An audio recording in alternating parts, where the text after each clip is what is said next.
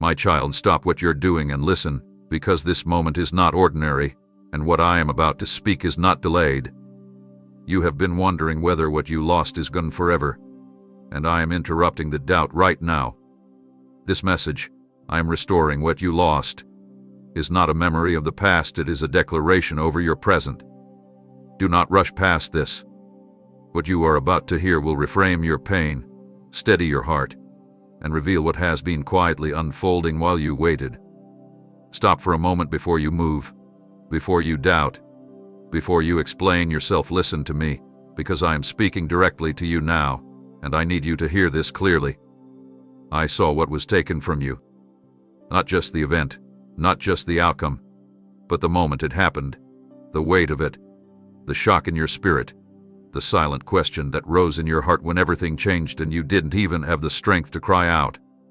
You may think it vanished quietly, or was erased without witness, but I was there, closer than your breath, watching what you could not protect slip through your hands. I saw the relationship that ended without closure, the opportunity that dissolved just as you reached for it, the time that passed while you were trying to survive, the innocence that was stripped away too early. You didn't imagine the loss. You didn't exaggerate the pain. What you lost mattered to you, and to me.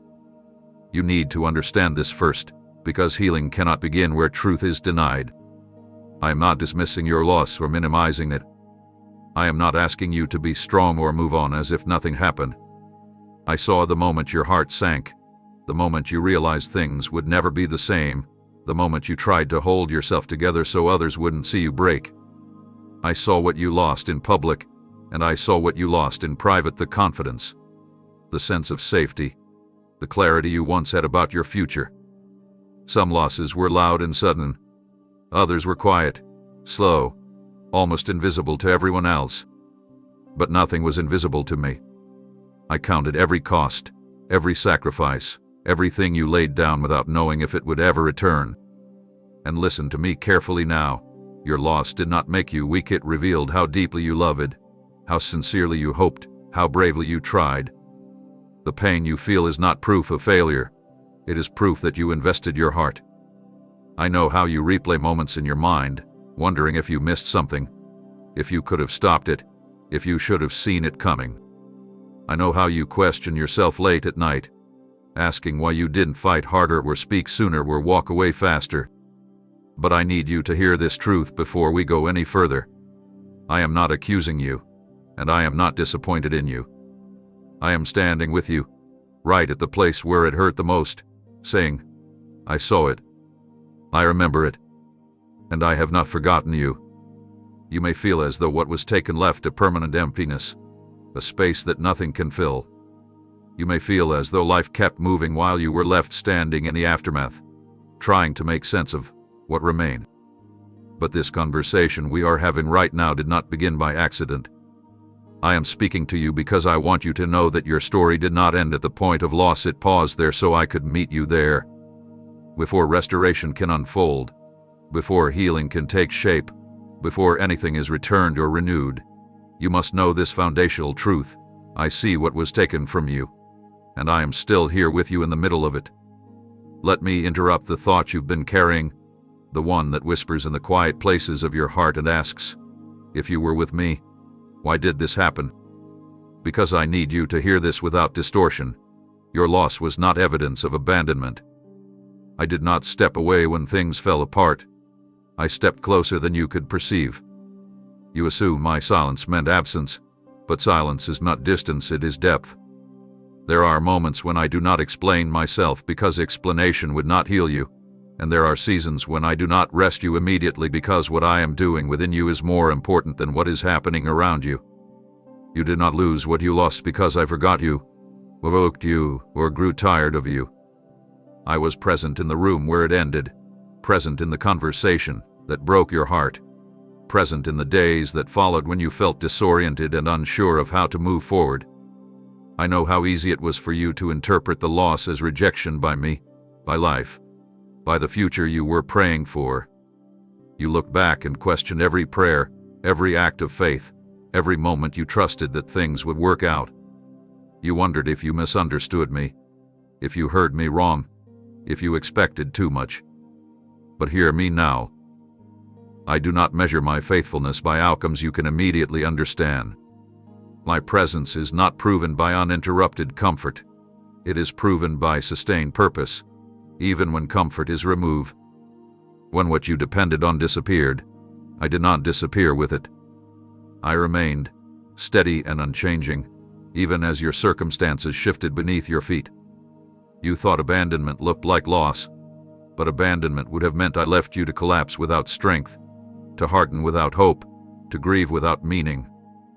Yet somehow, even in your lowest moments, you were still breathing, still reaching, still standing when you thought you couldn't. That wasn't coincidence, it was companionship. I was holding you together when you felt undone, anchoring you when everything familiar was stripped away.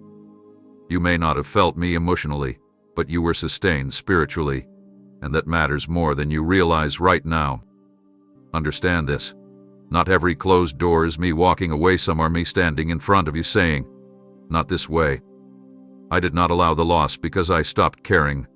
I allowed it because I see paths you cannot yet see, dangers you could not yet discern, outcomes you were not equipped to handle at that time. You were asking me to preserve something that would have eventually cost you more than you could afford to lose. Protection does not always feel gentle in the moment. Sometimes it feels like interruption, disruption, even heartbreak.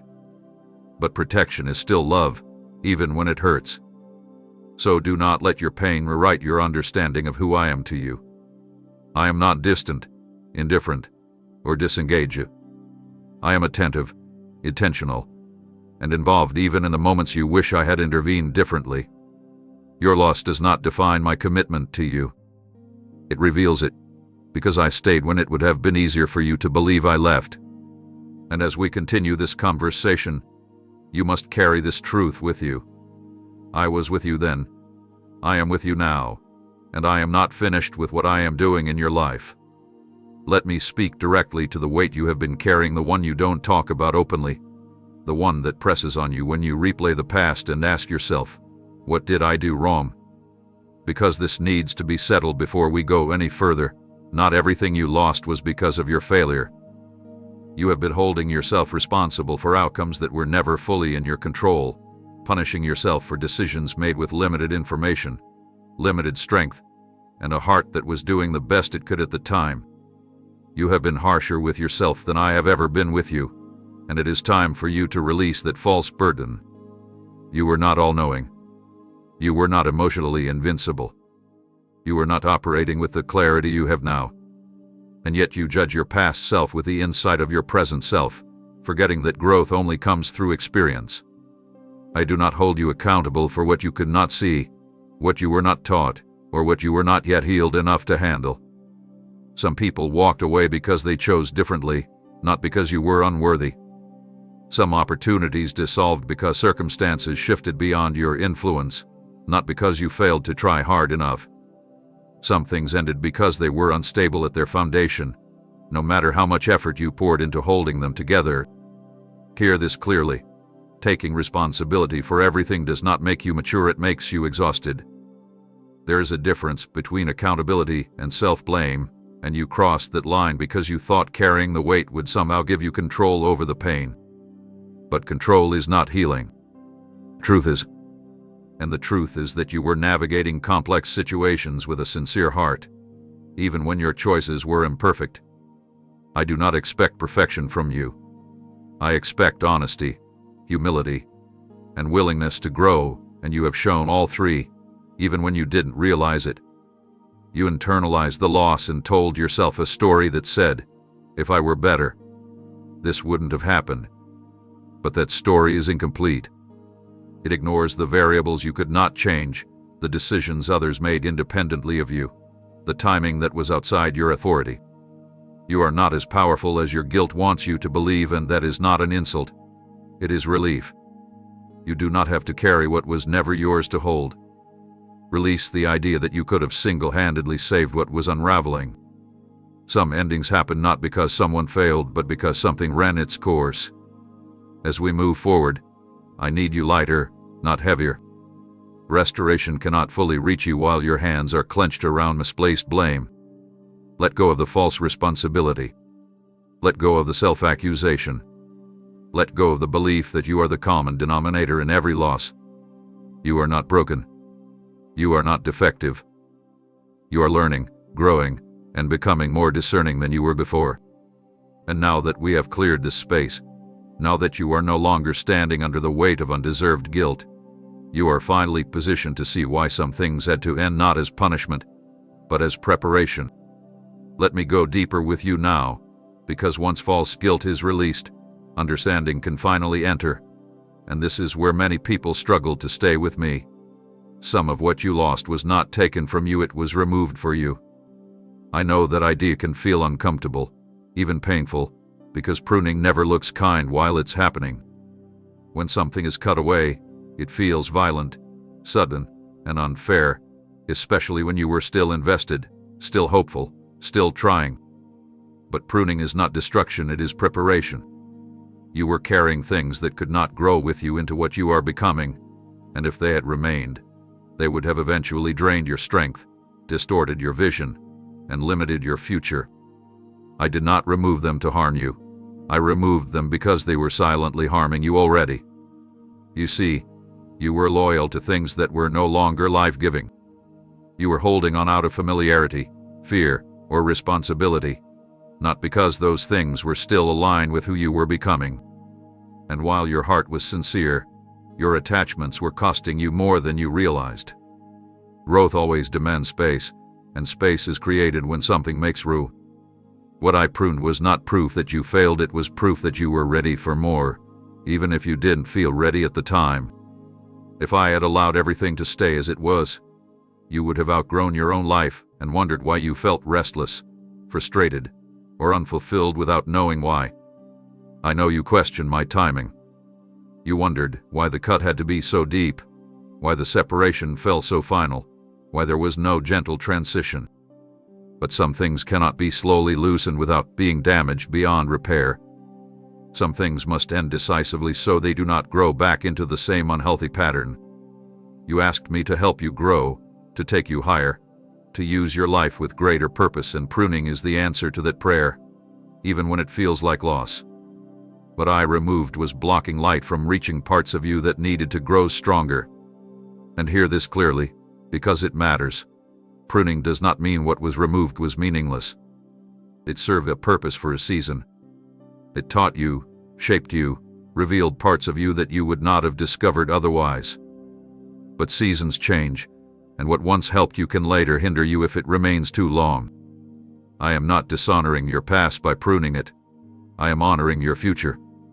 You may still grieve what was cut away, and that grief is valid. But do not confuse grief with regret. You do not need to go back to what was removed to prove it mattered.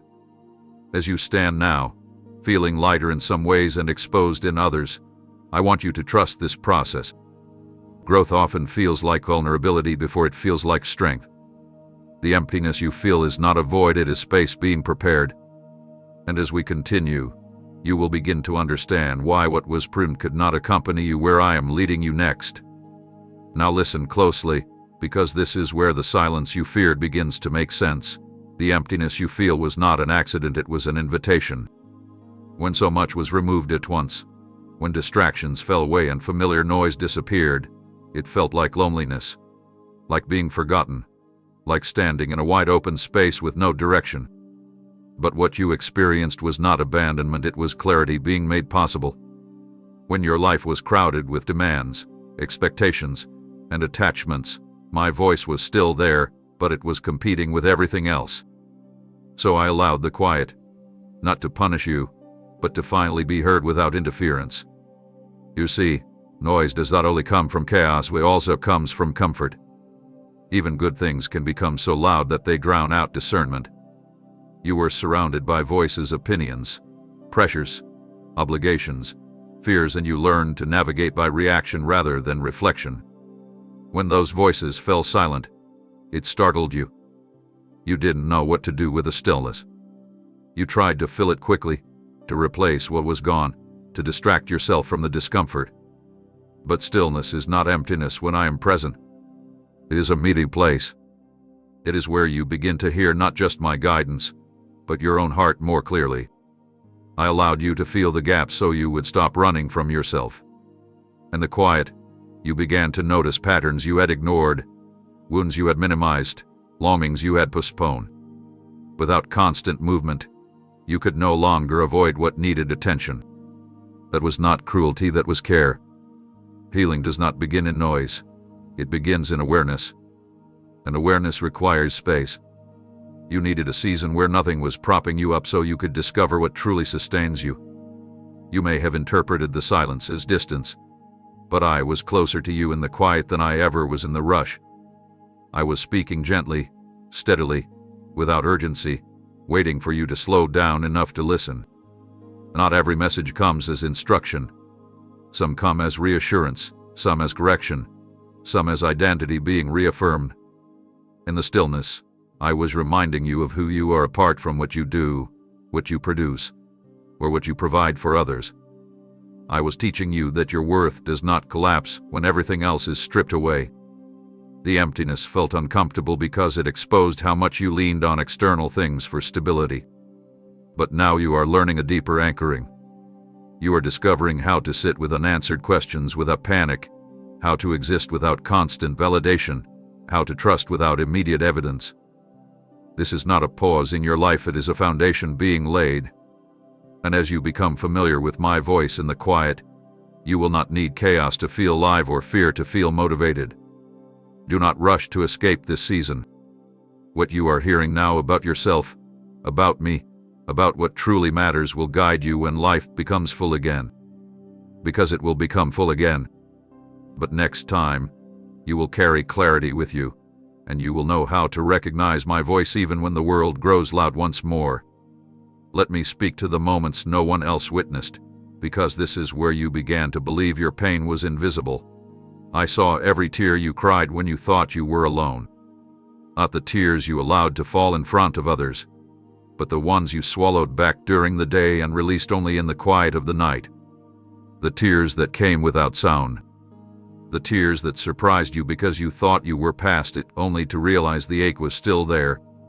You wondered if those tears meant you were weak, unstable, or failing to heal properly, but listen to me now. Those tears were not signs of collapse. They were signs of honesty. They were your soul, releasing what your strength could no longer carry in silence. You didn't cry because you lacked faith. You cried because you had reached the edge of your own capacity. You had been strong for too long, composed for too many people, functional when your heart was anything but. Those tears were prayers when you had no words left. They spoke exhaustion, disappointment, longing, confusion, things you didn't know how to articulate without breaking down completely. And every time you wiped your face and told yourself to get it together, I was already there, not rushing you, not correcting you, but staying with you in the release. Nothing about your grief offended me. Nothing about your vulnerability pushed me away. You need to understand this deeply. Your tears were not wasted. They did not disappear into nothingness. Each one carried information about what mattered to you, what hurt you, what you hoped would change. They revealed the depth of your love, the sincerity of your effort, the cost of what you endured. While you were worried about how long healing was taking, I was watching you process pain in the only way you could at the time. Healing is not neat. It is not linear. It moves in waves. And tears are often the body's way of letting the heart breathe again. You judged yourself for crying over something you thought you should have moved on from. But grief does not operate on your timeline or anyone else's expectations. You don't cry because the loss still controls you. You cry because it once mattered deeply. And that capacity to care, to feel, to love, to attach is not a flaw in you. It is something I placed within you deliberately. I am not asking you to harden yourself to survive. I am teaching you how to feel without being destroyed. Those secret moments, the ones where you sat quietly, stared at the ceiling, or bowed your head without knowing what to say, those were not empty spaces. They were sacred pauses. In them, you were releasing pressure that would have eventually crushed you if it remained trapped inside. I was not rushing your tears because I was not afraid of them. I was allowing them to cleanse wounds that words could not reach. As you move forward, I want you to stop shaming yourself for what you felt. Those tears were part of your restoration, not a detour from it. They softened you when bitterness could have hardened you. They kept your heart open when closing it would have seemed safer. And because you allowed yourself to feel instead of numbing the pain away, you are now capable of receiving what comes next without fear of breaking again. You cried, yes, but you are still here. And that tells a story of resilience you haven't fully recognized yet. Now let me show you something you could not see while you were in the middle of it, because this truth will change how you view yourself. What you went through was meant to end you, but it didn't. There were forces, pressures, circumstances, and voices that expected your loss to crush your spirit, to silence your hope, to reduce you to survival mode permanently. Everything about that season suggested you would not recover, that you would shrink, retreat, or harden beyond recognition. And for a moment, you feared they might be right. You felt yourself bending under the weight, questioning whether you had anything left to give. But look at you now, you are still standing. Wounded, yes.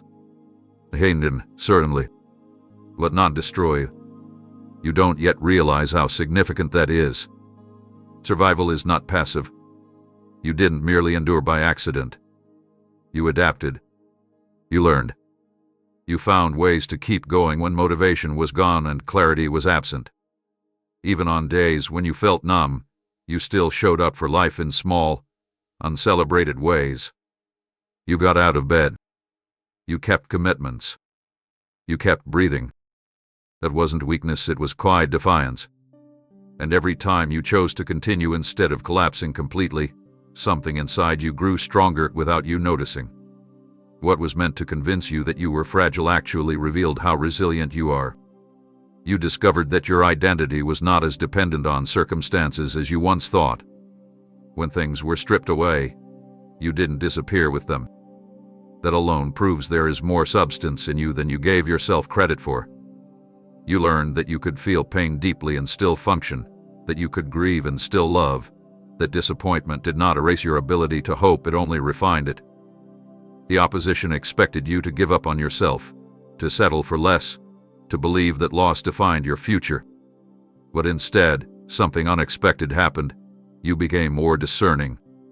You became less willing to tolerate what drains you.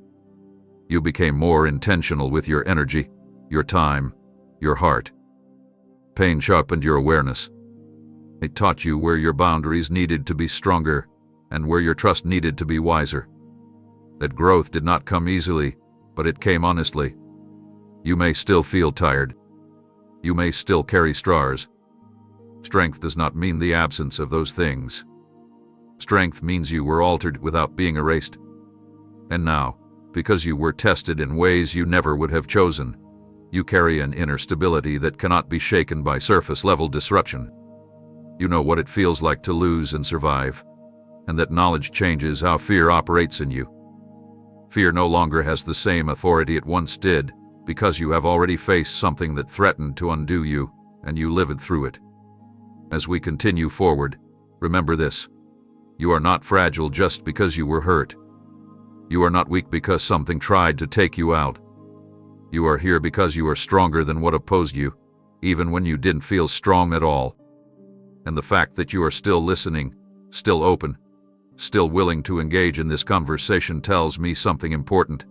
What was meant to break you has instead prepared you for what comes next.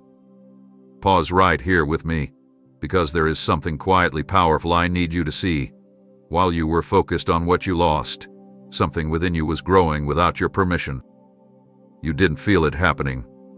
You weren't celebrating progress or marking milestones. In fact, most days you felt like you were barely holding yourself together. But growth does not always announce itself with confidence or clarity. Sometimes it happens in the dark, under pressure, while you are convinced nothing good could possibly be coming from the struggle. And yet, during the very season you believed was setting you back, you were becoming more than you had ever been before. You grew in discernment. You no longer accept everything at face value the way you once did. You notice patterns now. You sense misalignment faster. What once took months to recognize now takes moments. That isn't cynicism, it's wisdom born from experience. You grew in emotional depth. You understand pain in others without needing it explained. You listen differently. You speak more thoughtfully. You know when silence is more powerful than words. You grew in strength, not the loud kind that boasts, but the steady kind that endures. The kind that keeps going even when applause is absent and outcomes are uncertain. You also grew in self-awareness. You now recognize your limits, your needs, your boundaries. You are no longer impressed by what once distracted you. You know the cost of saying yes when your spirit is saying no. You learn that your peace is not optional, it is essential. And while you may miss the simplicity you once had, you cannot deny the clarity you now carry. That clarity was not given lightly. It was earned through discomfort, disappointment, and difficult truths. What you call being changed is not loss of innocence, it is the gaining of insight. You didn't become colder, you became more selective. You didn't become weaker, you became more intentional. You didn't lose your softness, you learned how to protect it. And that matters, because the next season of your life requires discernment more than enthusiasm, stability more than impulse, depth more than speed.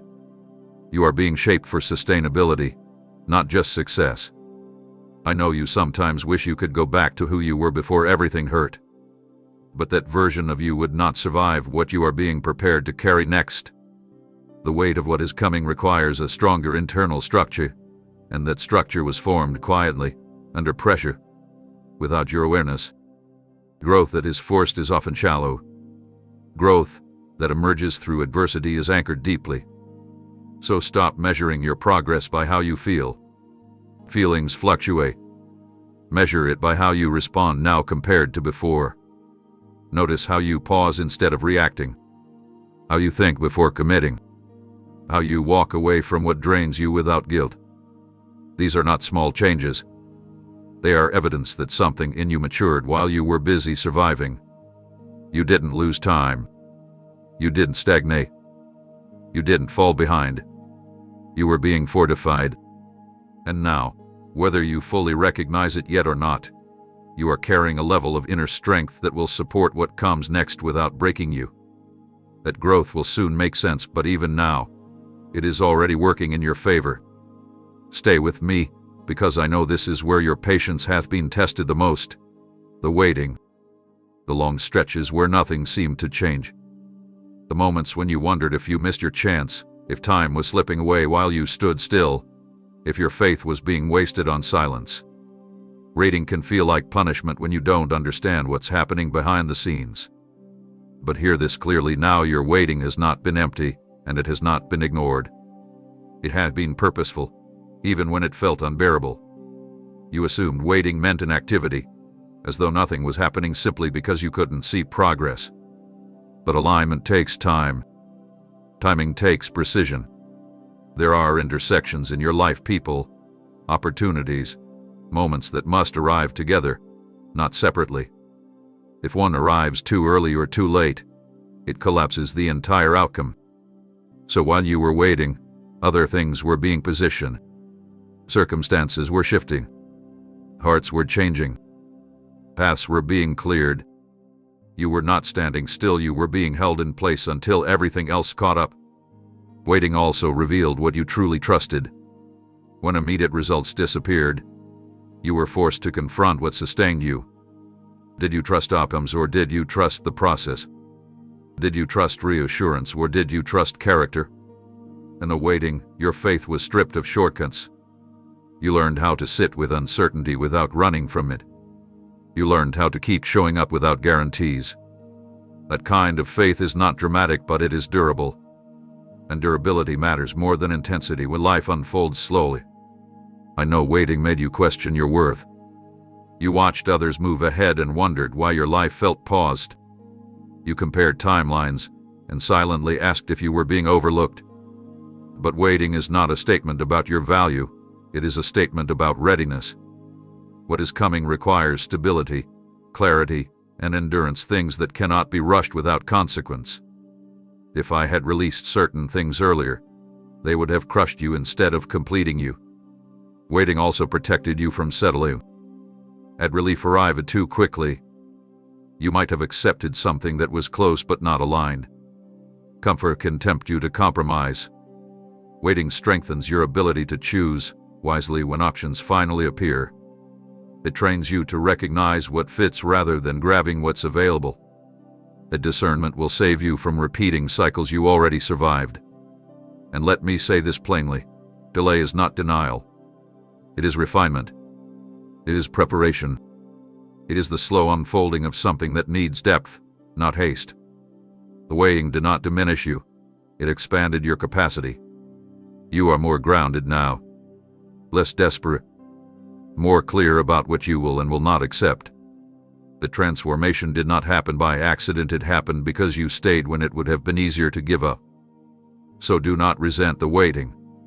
One day you will recognize it as the space where you became ready for what you once thought you were ready for long ago. And when what you've been waiting for finally arrives, you will not feel rushed, fragile, or uncertain. It will feel steady, and you will know deeply, unmistakably, that the waiting was never wasted. Listen closely now, because this is where your expectations quietly need to shift. I am not bringing you back to what was, I am leading you forward into what can be. I know there is a part of you that longs for familiar ground, for the version of life where things felt simpler, safer, or more predictable. You sometimes imagine restoration as reversal, as though healing means returning to the exact place where things went wrong and rewriting the ending. But restoration is not regression. It is not about rebuilding the same structure on the same foundation. You have changed, and the life ahead of you must be able to hold who you are now, not who you used to be. The old version of your life could not sustain the awareness you now carry. It could not accommodate the boundaries you've learned to honor, the discernment you've gained, the emotional intelligence you now possess. If I restored everything exactly as it was, you would quickly feel confined, restless, and misaligned. What once fit you would begin to feel too small, too shallow, too fragile. That is not healing, that is nostalgia disguised as hope. I am not interested in returning you to comfort that limits you. I am interested in building a future that matches your growth. You sometimes measure restoration by familiarity, by whether something looks, sounds, or feels like what you lost. But true restoration often feels unfamiliar at first, because it requires you to live from a deeper place than before. It calls for greater responsibility, greater self-trust, greater intentionality. You are not being restored to survive again. You are being restored to live with clarity and purpose. That means the framework of your life must evolve. Understand this. What you lost belonged to a previous season of your development. It served you then, but it cannot define you now. You are not meant to carry forward the same patterns, the same compromises, the same emotional dependencies. Those things may have felt normal once, but they no longer align with the person you are becoming. If I were to restore them unchanged, you would eventually have to outgrow them again, and the cycle would repeat. This is why some things will return differently, and others will not return at all. Not because you are being deprived, but because you are being upgraded. Your future requires stronger foundations, clearer agreements, healthier connections, and more sustainable rhythms. You are being invited into a life that does not constantly drain you, confuse you, or keep you guessing about your worth. That life cannot be built from the same blueprint that collapsed before. I know it can be unsettling to release the image of going back. It can feel like letting go of closure, justice, or validation. But closure does not come from repetition, it comes from understanding. And understanding is growing in you now. You are beginning to see that what you truly want is not the past restored, but peace secured. Not old doors reopened, but new doors that open without resistance. So as you continue forward, allow your definition of restoration to mature. It is not about recovering what was familiar. It is about receiving what is fitting.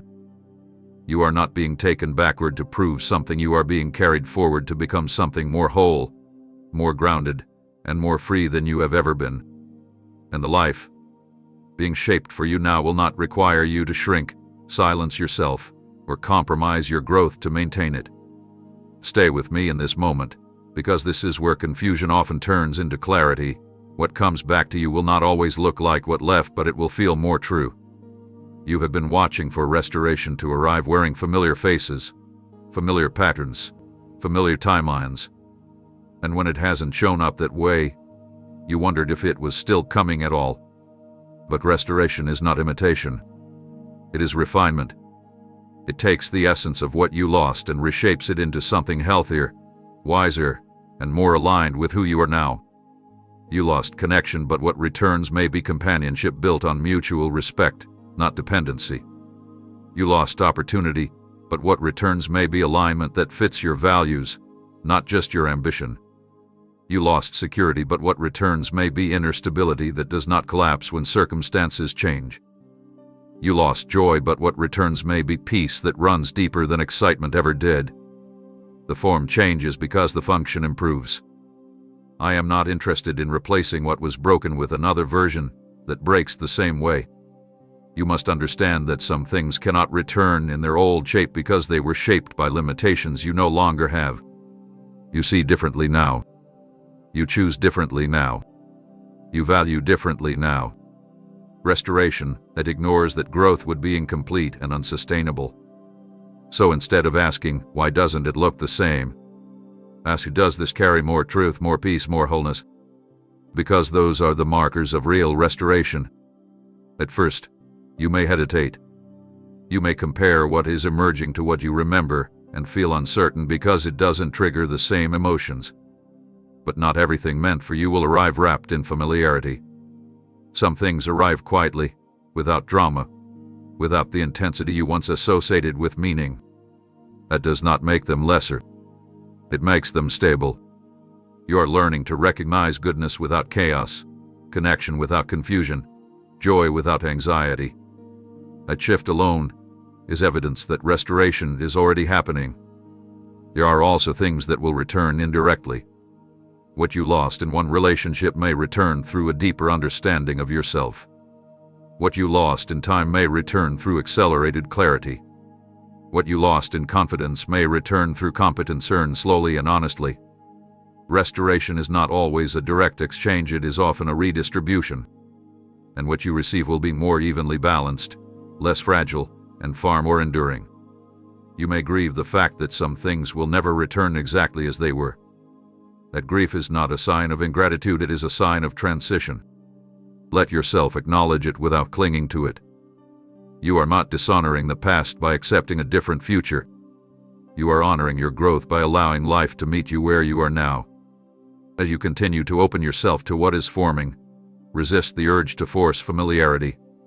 Let what returns prove itself by how it treats you, how it supports you, how it aligns with your values. Restoration that comes from wisdom feels calmer than restoration driven by longing. And what I am bringing back into your life now, whether in people, purpose, or peace, will not require you to unlearn what you have already worked so hard to become. Hear me now, because this explains why things have moved the way they have. I am healing you before I restore you so that what returns does not overwhelm you. You have asked why relief didn't come sooner. Why doors didn't open the moment you felt ready. Why answers seemed delayed even after you did the inner work you knew how to do. But readiness is not the same as capacity. You can desire restoration sincerely and still not be able to sustain it safely. Healing is not about making you feel better quickly. It is about making you stable deeply. I am not withholding good from you, I am strengthening you so the good does not become another burden you must survive. You are learning how to receive without flinching. You are learning how to accept care without suspicion, success without self-sabotage, peace without waiting for the next blow. These are not small lessons. Without them, restoration can feel threatening instead of life-giving. What you once lost taught you how fragile things can be. Healing teaches you how resilient you can be. If I restored everything before addressing the fear beneath your hope, the anxiety beneath your excitement, the hypervigilance beneath your ambition, you would live guarded, bracing for loss instead of enjoying the gift. Healing comes first because peace must precede abundance. This is why you've been invited to slow down, to sit with feelings you used to avoid, to examine reactions you once dismissed. You are learning to regulate your inner world so it no longer depends on external stability. You are learning to say no without guilt, to rest without apologizing, to trust your intuition without over-explaining it. These skills are not distractions from restoration. They are the infrastructure that will hold it. A house built quickly on weak foundations looks impressive until pressure reveals the cracks. I am reinforcing your foundations quietly, intentionally, thoroughly. You may feel like healing is repetitive, like you are revisiting the same themes, the same questions, the same emotions. But repetition is reinforcement. Each pass strengthens a different layer. You are not going in circles, you are going deeper. And depth is what allows you to carry more without losing yourself. When restoration comes, it will arrive with responsibilities, decisions, and visibility you once prayed for. Healing ensures you won't shrink under that weight or give it away out of fear. I know you're eager to move forward, to feel the tangible evidence that something is changing. But consider this: your reactions are already changing. Your triggers are losing their grip. Your self-talk is becoming kinder. Your boundaries are firmer and calm. You are less reactive, less desperate, less willing to betray yourself for temporary relief. These shifts are the signs of healing doing its work. They are proof that when restoration arrives, it will land on solid ground. So trust this process even when it feels slow. Healing is not a detour, it is the road. And the reason I am taking such care with you is simple. What I am preparing to restore is significant, and you are meant to enjoy it, not endure it. I am healing you so the return does not reopen old wounds, so the blessing does not become another test, so the life ahead of you feels spacious instead of suffocating. Stay with me here. This is how safety is built. And now let me address the quiet erosion you felt but rarely named, because this is where restoration becomes personal. I am restoring your confidence and your sense of who you are. Loss has a way of distorting identity. It convinces you that you are only as strong as your last outcome, only as valuable as what stayed, only as capable as what worked. Over time, that distortion seeps in subtly. You begin to second-guess your instincts, downplay your abilities, and shrink your expectations, not because you lack talent or insight, but because disappointment taught you to brace instead of believe. I am undoing that damage carefully, deliberately, and truthfully. You are not who the loss told you that you were.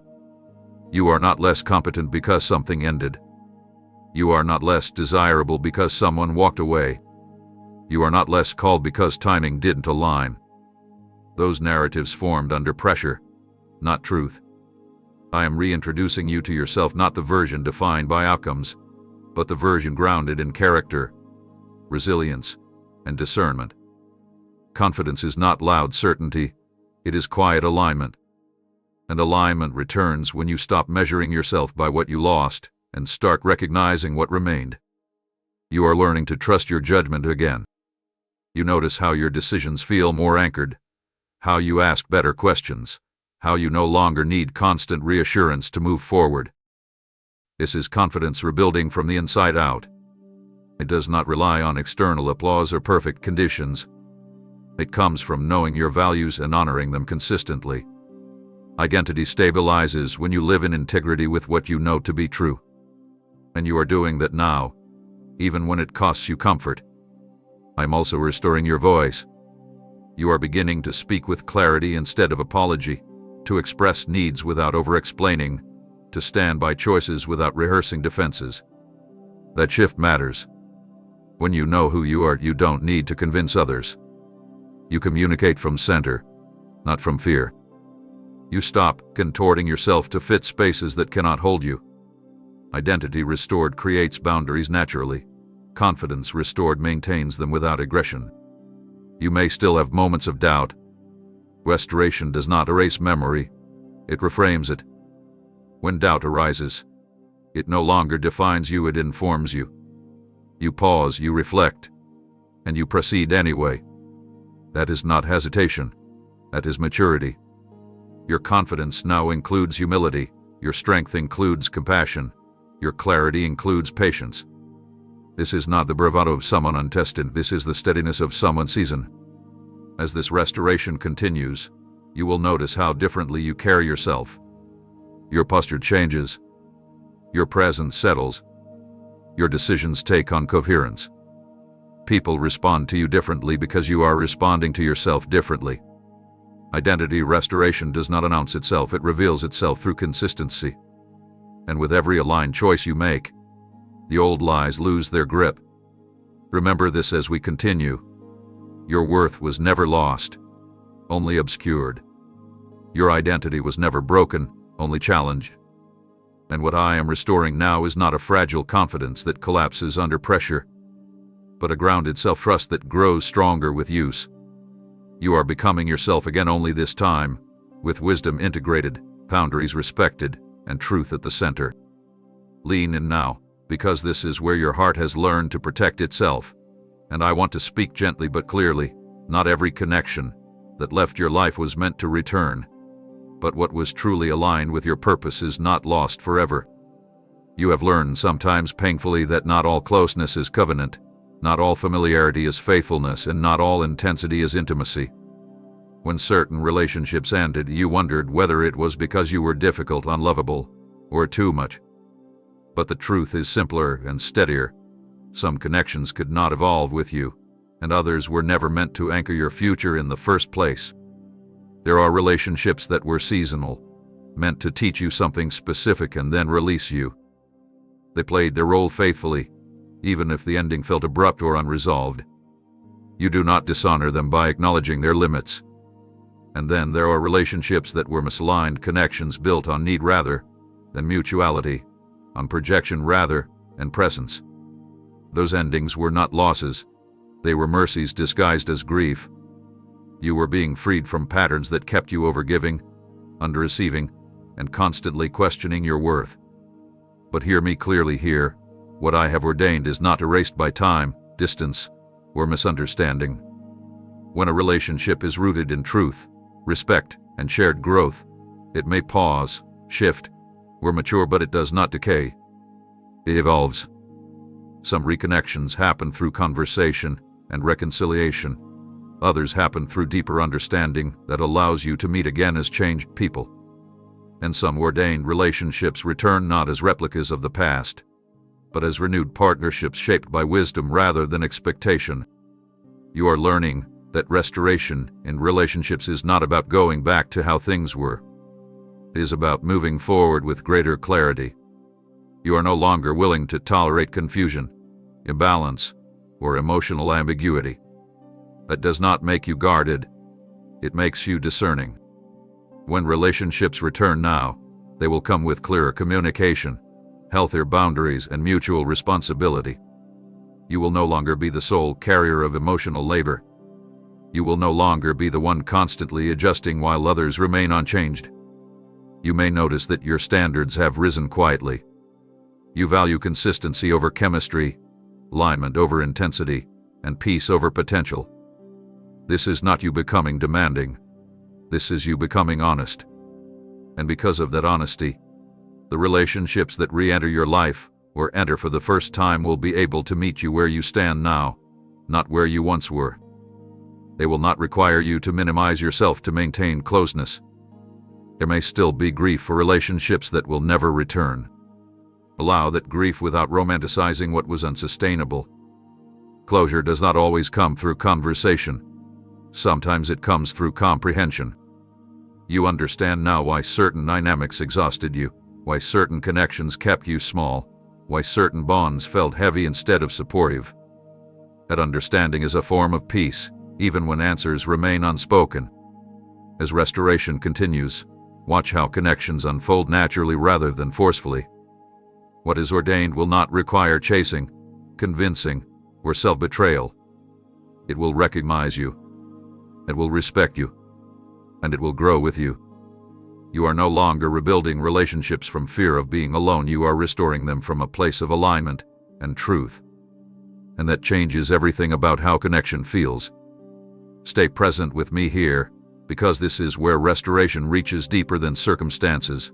I am restoring your joy, not merely replacing what you lost. You once believed joy depended on stability, on having everything in place, everyone close, every plan working as expected. When those things fell apart, joy seemed to disappear with them. But joy was never meant to be that fragile. It was meant to be resilient, grounded, and self-renewing. And what you are learning now is that joy is not the reward at the end of struggle, it is the companion that walks with you through it. You are beginning to notice joy returning in quieter ways. It does not announce itself loudly or dramatically. It shows up as ease in your breathing, as laughter that surprises you, as moments of presence where your mind is no longer racing ahead to brace for disappointment. This joy is not dependent on perfect conditions. It exists alongside uncertainty without being consumed by it. That is not accidental, it is cultivated. You are learning how to let joy coexist with realism, how to enjoy what is good without fearing its disappearance. You once equated joy with excitement, with intensity, with highs that felt almost euphoric. But those highs often came with sharp lows.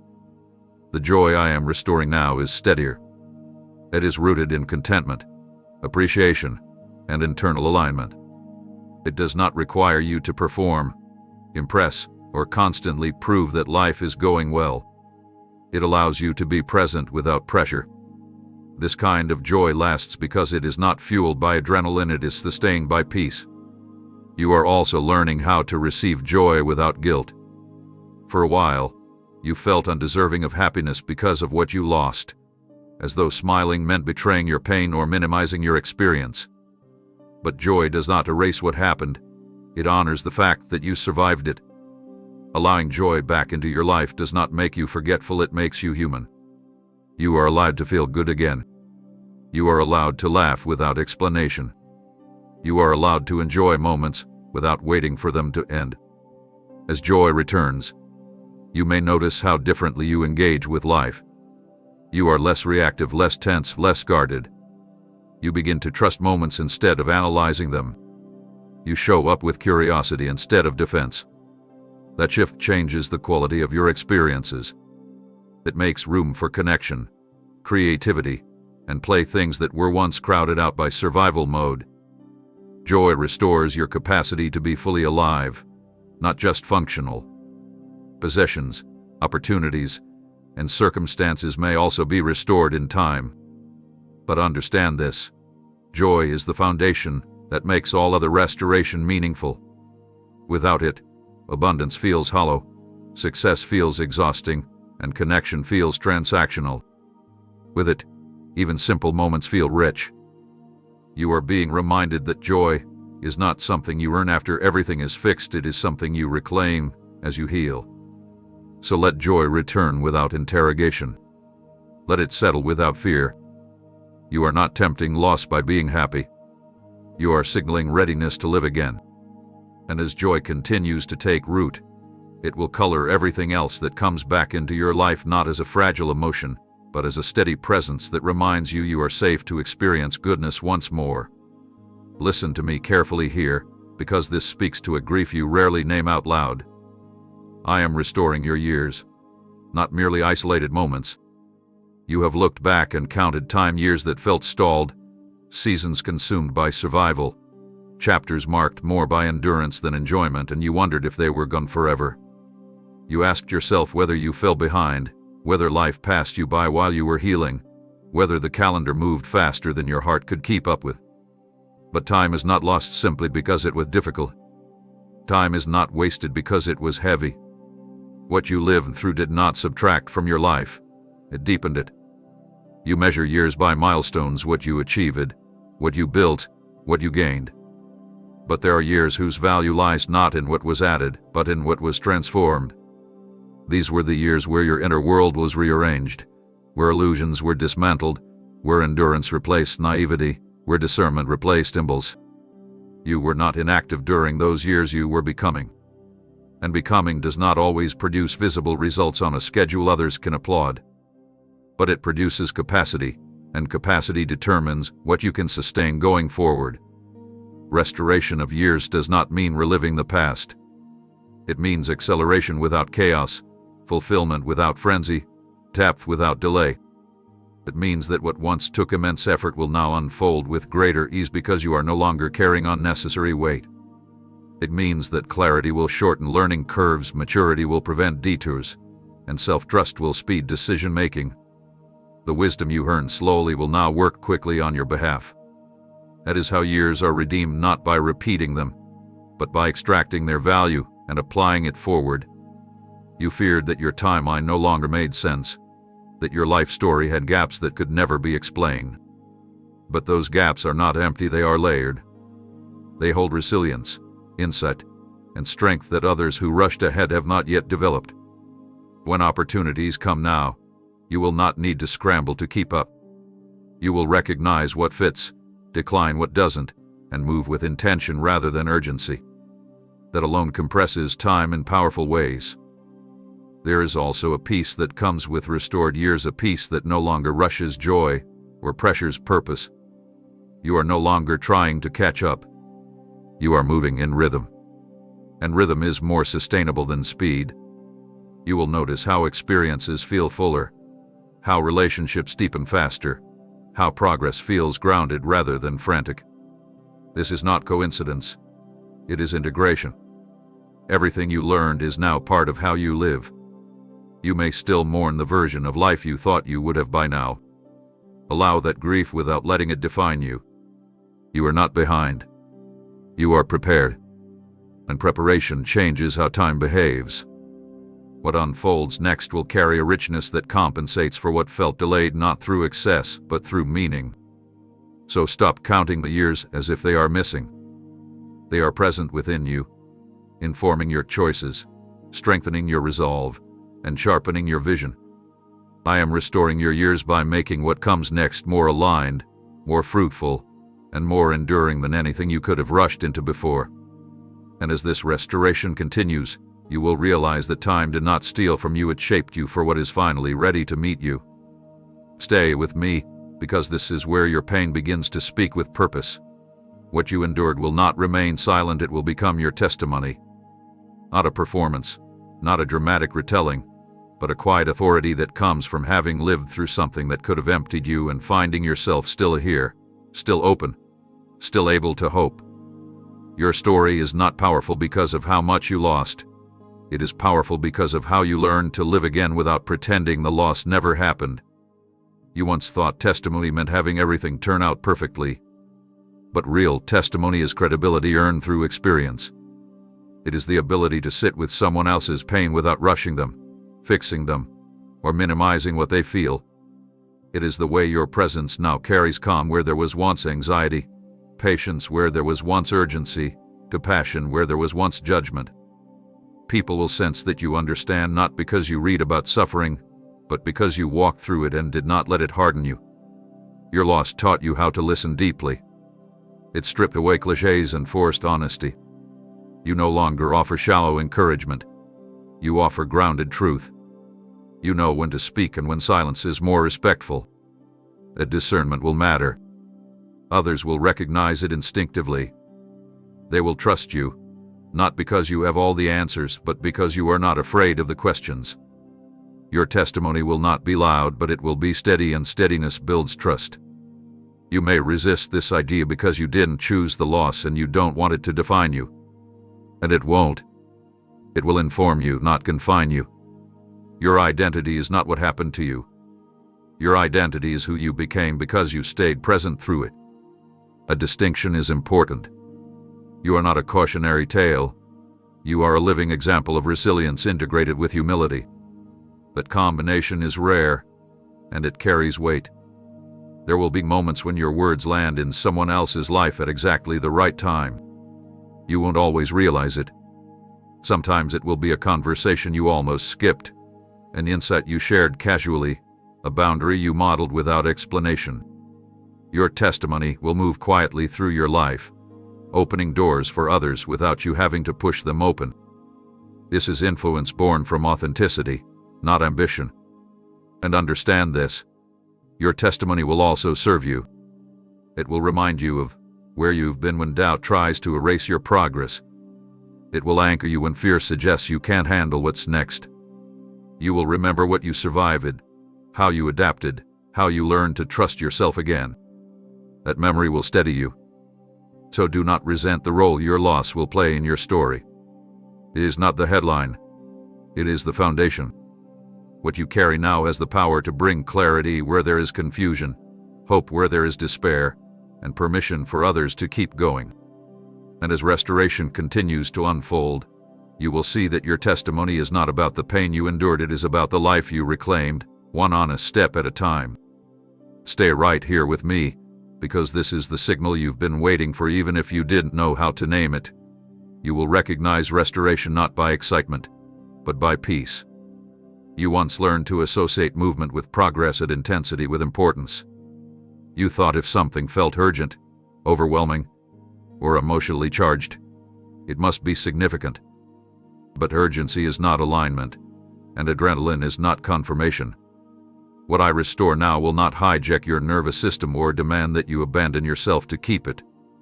It will arrive without pressure, without confusion, without the familiar undercurrent of fear that whispers, "Don't mess this up."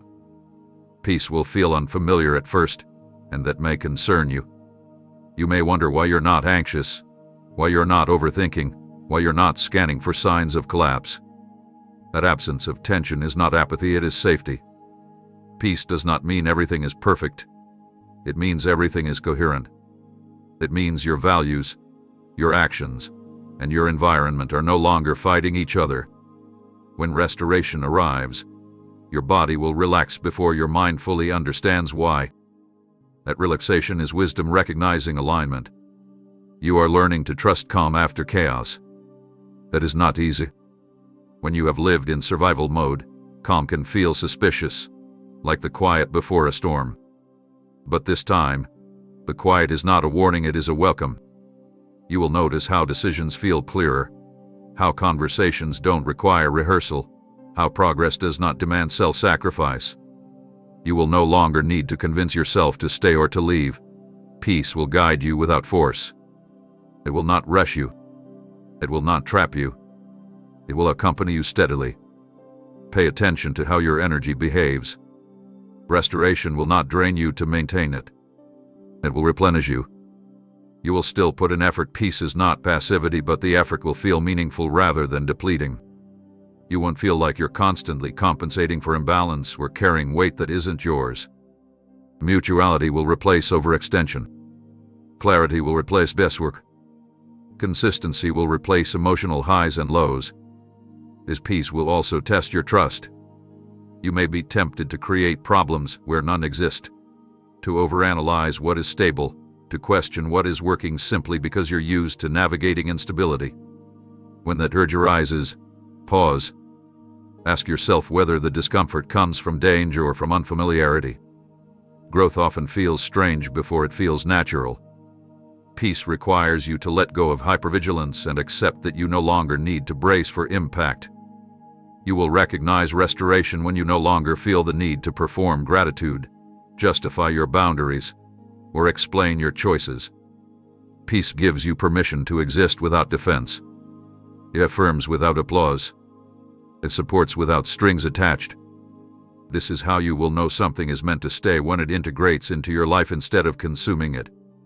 So when peace arrives, do not rush past it searching for fireworks. Sit with it. Let it teach you a new rhythm. Let it rewire how you define good. Peace is not the absence of challenge, it is the presence of trust. And as restoration continues, peace will be your compass, quiet, steady, and unmistakably true. Remain attentive now, because what I am doing does not announce itself with spectacle. Restoration often happens quietly, steadily, and with intention. You expected visible shifts, dramatic breakthroughs, moments that would clearly mark the change. But what is unfolding now is more subtle and more durable.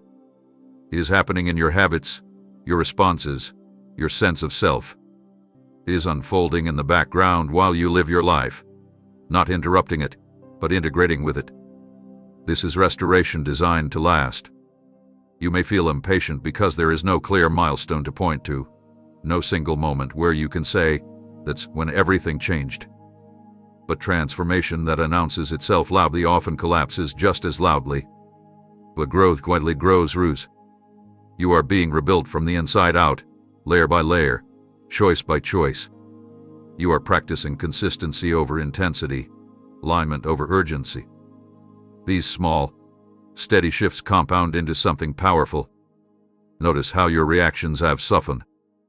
Notice how you pause before responding. Notice how you recover more quickly from disappointment. These are not accidents.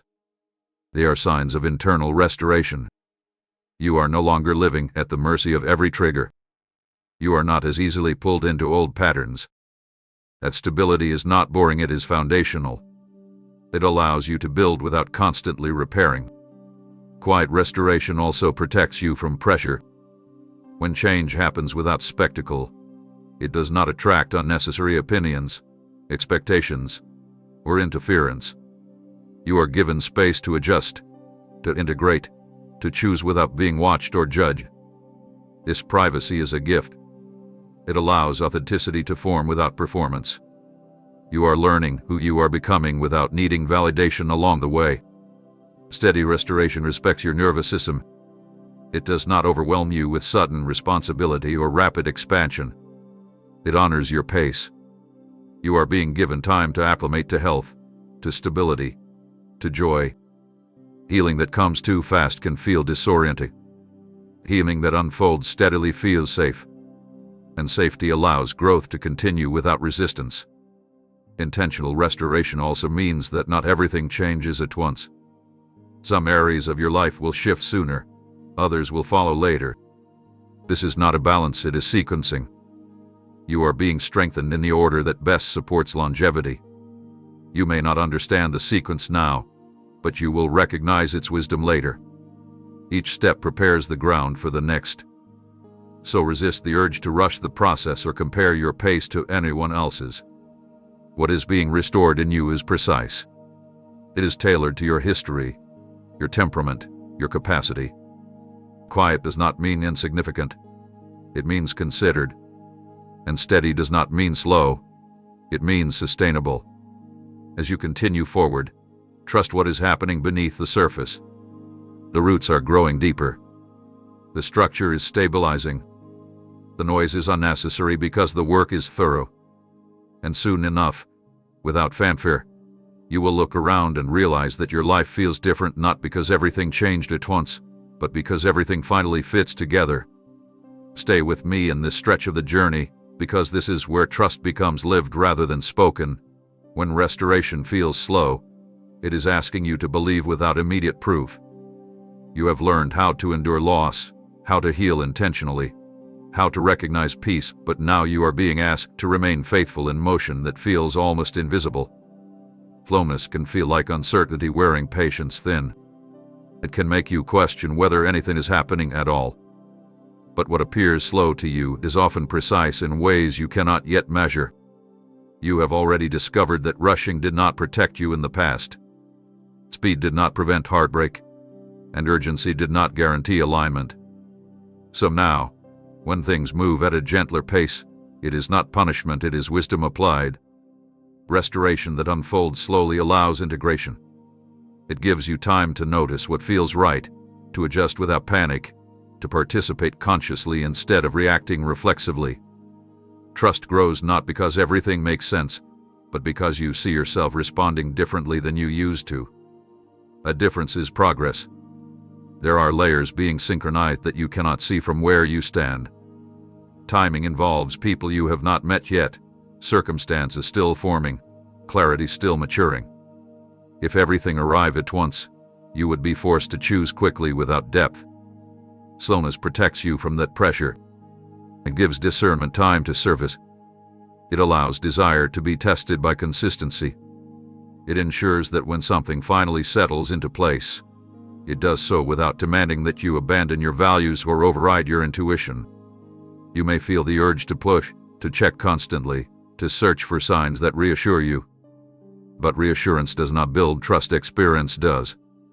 Each day you stay present, each choice you make in alignment, each boundary you honor without apology, You are strengthening your ability to wait without shrinking. That ability is not passive. It is active confidence. It says, I can remain steady even when outcomes are not immediate. That steadiness will serve you well when momentum increases. There will be moments when doubt resurfaces, whispering that you should be further along by now. When that happens, remember how far you have already come internally. You are not the same person who would have panicked at delay or interpreted slowness as rejection. You are calmer. You are clear. You are less willing to compromise yourself for speed. Those shifts did not happen overnight, and neither will the restoration that honors them. Trust is not the absence of questions. It is the decision to stay engaged despite them. You are learning to live without forcing certainty. That is not weakness, it is maturity. When restoration arrives, it will not require you to rush into it or prove yourself worthy of it. It will meet you where you are because you waited in integrity. So remain steady. Let time do its quiet work. What is forming is not delayed, it is being shaped to last. And as you continue to trust without urgency, you are building a foundation that will support what comes next without cracking under the weight of expectation. Now let me speak to the picture you've been holding in your mind. The one you rarely question but often revisit. Release your attachment to how you think restoration should look. Expectations can quietly harden into limitations. They narrow your vision, filter your perception, and cause you to miss what is actually arriving because it doesn't match what you imagined. You thought restoration would come wrapped in familiar forms, recognizable faces, or specific outcomes that would finally validate what you endured. But clinging to those images can keep you from receiving what is more fitting for who you are now. You formed those expectations at a time when you were hurting, longing, or trying to make sense of loss. They were understandable, but they were shaped by incomplete information. You could not foresee how much you would grow, how your values would evolve, how your priorities would shift. What once felt essential may no longer be necessary. What once felt comforting may no longer be aligned. Holding tightly to old images can cause resistance when something better, truer, and healthier appears quietly at your door. Letting go does not mean lowering your standards. It means elevating your discernment. It allows you to evaluate what arrives based on how it treats you, how it integrates into your life, and how it supports your peace, not how closely it resembles the past. You are no longer restoring from desperation. You are restoring from wisdom. That shift requires flexibility, curiosity, and humility. It requires you to say, I am open to being surprised, rather than I will only accept what I recognize. You may fear that releasing expectations means settling for less, but the opposite is true. Rigid expectations often cause you to settle for what is familiar rather than what is fulfilling. When you release the script, you create space for authenticity. You allow relationships to reveal themselves instead of forcing them into roles. You allow opportunities to unfold naturally rather than trying to control their trajectory. This openness does not make you naive, it makes you responsive. There may be moments when something arrives that confuses you because it feels calmer than expected, simpler than imagined, quieter than hoped. Do not dismiss it prematurely. Not everything meaningful arrives with intensity. Some things arrive with ease because they do not require struggle to sustain them. Learn to notice how your body responds. Notice whether your breath deepens, whether your shoulders relax, whether your mind stops racing. These are cues your intuition understands before your expectations catch up. Releasing how you think it should return also frees you from comparison. You stop measuring your life against alternate timelines and imagined outcomes. You begin to appreciate what is unfolding on its own terms. Gratitude grows when comparison fades. Presence becomes possible when control loosens. So loosen your grip gently. Not everything must match the picture you once held to be right for you now. What is returning does not need to prove itself by fulfilling old expectations. It will reveal its value by how well it fits the life you are building. And as you let go of the need to dictate the form, you make room to receive the substance. Listen closely now, because this is where intention turns into movement and belief becomes embodied. Obedience is the hinge upon which the final door turns. You have already learned to wait, to heal, to release expectations, to recognize peace, but now the work becomes practical, grounded, and daily. Obedience is not grand gestures or dramatic sacrifices. It is the quiet courage to act on what you already know is right. It is choosing alignment when convenience tempts you otherwise. It is honoring truth when compromise would be easier. This is not about perfection. It is about consistency. You have been given enough clarity to take the next step, even if you cannot yet see the entire path. Waiting for full certainty would keep you stationary. Obedience asks you to move with partial visibility, trusting that direction reveals itself through motion. Each small choice, how you speak, where you invest your time, what you allow to remain in your life, signals readiness. These are not minor decisions. They are calibrations. They tune your life to receive what is already on its way. Obedience will sometimes feel uncomfortable because it challenges habits that once kept you safe. You may be asked to walk away from familiarity, to say no where you once said yes, to speak honestly where silence once felt protective. This discomfort is not danger, it is transition. You are crossing thresholds that cannot be crossed by intention alone. They require action, and action clarifies what contemplation cannot. There will be moments when obedience feels costly. You may worry about disappointing others, about missing out, about being misunderstood. But consider the cost of disobedience, returning to cycles you worked hard to outgrow, reopening wounds that finally began to close, delaying restoration by clinging to what no longer fits. Obedience protects your progress. It keeps the work you've done intact. It honors the healing you fought for. Notice how obedience sharpens discernment. When you consistently choose alignment, your intuition grows clearer. You recognize misalignment faster. You sense when to move and when to wait. This clarity compounds. Over time, obedience becomes less about effort and more about identity. You act in alignment because that is who you are becoming. Decisions feel cleaner. Regret loosens its grip. Momentum builds quietly. You may be tempted to negotiate with yourself, to rationalize small compromises as harmless. But alignment is cumulative. Small deviations add up, just as small acts of obedience do. Each aligned choice opens space. Each honest boundary creates room. Each faithful step signals readiness.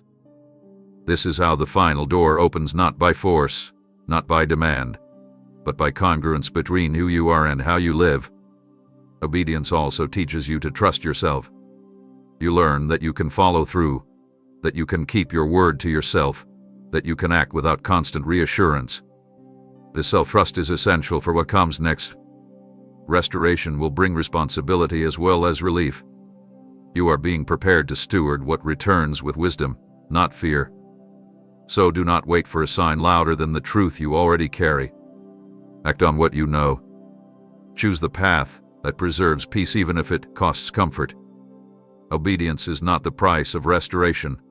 It is the proof of readiness. And with each aligned step, the door before you loosens quietly, steadily until it opens. Stay with me in this final stretch, because this is where the horizon widens and perspective settles. What returns will not merely replace what was taken, it will expand what is possible. Restoration is not a transaction. It is a transformation. You expected to get back what you lost in equal measure, to feel even again. But the work you've done has changed the scale. You are no longer measuring life by compensation. You are living from capacity. And capacity invites abundance that is proportionate to growth, not grief. What returns will carry wisdom with it. It will arrive integrated, not fragile. It will respect your boundaries, align with your values, and sustain your peace. You will notice how little effort it takes to maintain compared to what you once had to fight for. That ease is not luck, it is alignment earned. You will still invest, still show up, still commit, but without the constant fear of collapse. Stability will no longer feel boring. It will feel safe. You will also receive more than you expected in places you didn't anticipate. Insight will come faster. Connections will deepen more naturally. Opportunities will align without coercion. You will recognize how your internal shifts created external openings. This is not coincidence. When you live congruently, life responds coherently. What returned will meet you where you are now, not where you were when you were hurting. There will be moments of awe, not loud, dramatic awe, but quiet recognition. You will pause and realize that something once painful has become irrelevant, that something once impossible now feels normal, that something once longed for has arrived without spectacle. These moments will ground you. They will confirm that the process mattered, that patience mattered, that integrity mattered. You may still carry memories of loss. They do not disappear, they integrate. They become context, not control. They inform gratitude without breeding fear. They remind you of resilience without anchoring you to pain. You will look back without longing to return. You will look forward without anxiety to rush. Presence will become your default. And understand this: more does not always mean bigger. It means truer, deeper, more sustainable, more aligned with who you are now. It means fewer compromises, clearer choices, steadier joy. It means a life that fits rather than impresses, a future that feels spacious rather than crowded, a sense of purpose that is lived, not chased. When you look back at the path you walked, you will not only see what was restored, you will see what was spared, what was redirected, what was refined. You will recognize how each step prepared you to receive without losing yourself. And you will know, not intellectually, but experientially, that loss did not have the final word. So receive what comes with open hands and grounded feet. Life from alignment, not fear. Keep choosing truth in small ways. What is being restored now will not ask you to return to who you were, it will invite you to live fully as who you've become. And when you stand in that life, steady and whole, you will understand. The restoration was always about more than what you lost, it was about who you were becoming all along. Amen.